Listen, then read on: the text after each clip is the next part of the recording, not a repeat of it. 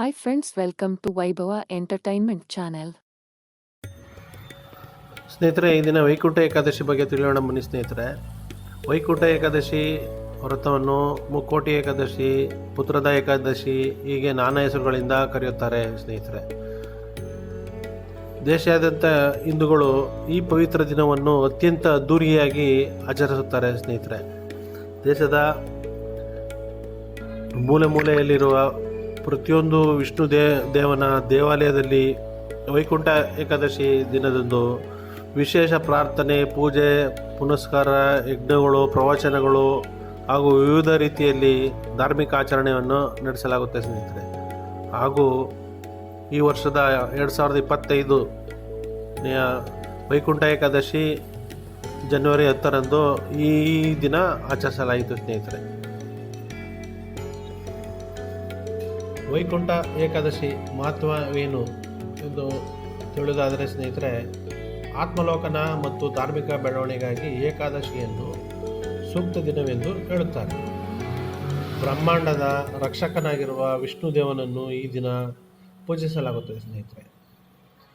ಈ ದಿನ ಮಾಡುವ ಉಪವಾಸ, ಪೂಜೆ, ಪುನಸ್ಕಾರಗಳು, ದಾನ ಧರ್ಮಗಳು, ಪುಣ್ಯ ಕಾರ್ಯಕ್ರಮಗಳು ಜನ್ಮಗಳ ಪಾಪಗಳನ್ನು ತೊಡೆದುಹಾಕುತ್ತದೆ ಸ್ನೇಹಿತರೆ.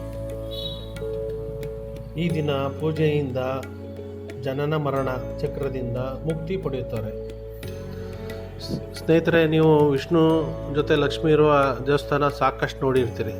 ಆದರೆ ವಿಷ್ಣು ಒಬ್ಬನೇ ಇರುವಂಥ ದೇವಸ್ಥಾನ ಭಾರತದಲ್ಲಿ ಎರಡೇ ಇರೋದು. ಅದು ಯಾವುದು ಅಂದರೆ, ಒಂದು ಕುಂಭಕೋಣದಲ್ಲಿ, ಇನ್ನೊಂದು ಮಂಡ್ಯ ಜಿಲ್ಲೆ ಮಳವಳ್ಳಿ ತಾಲೂಕು, ಅದು ಕೋಟೆ ಬೀದಿಲಿರುವಂಥ ದೇವಸ್ಥಾನ. ಅದು ಸಾರಂಗಪಾಣಿ ದೇವಸ್ಥಾನ ಅಂತ ಅದರ ಹೆಸರು.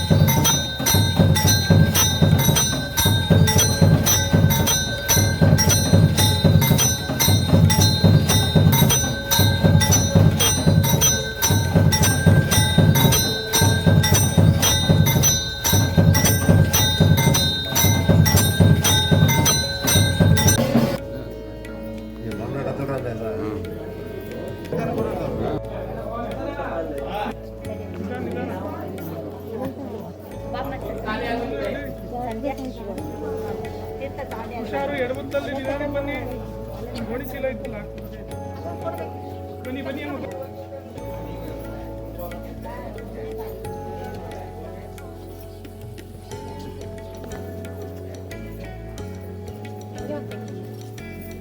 ಬರಬೇಡಿ.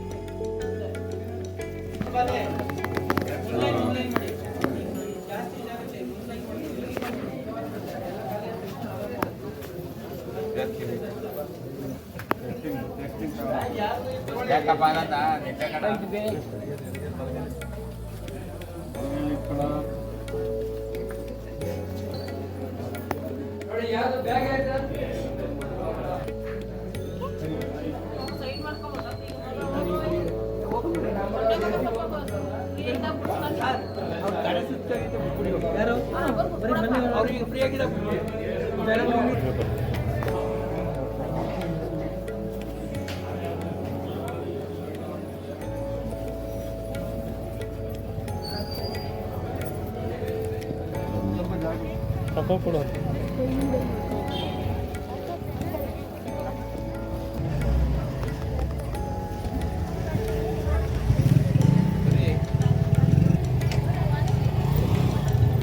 ಸ್ವಲ್ಪ ದಾರಿ ಬಿಟ್ಟು ಕೂತ್ಕೊಳ್ಳಿ ಒಂದು ಸ್ವಲ್ಪ.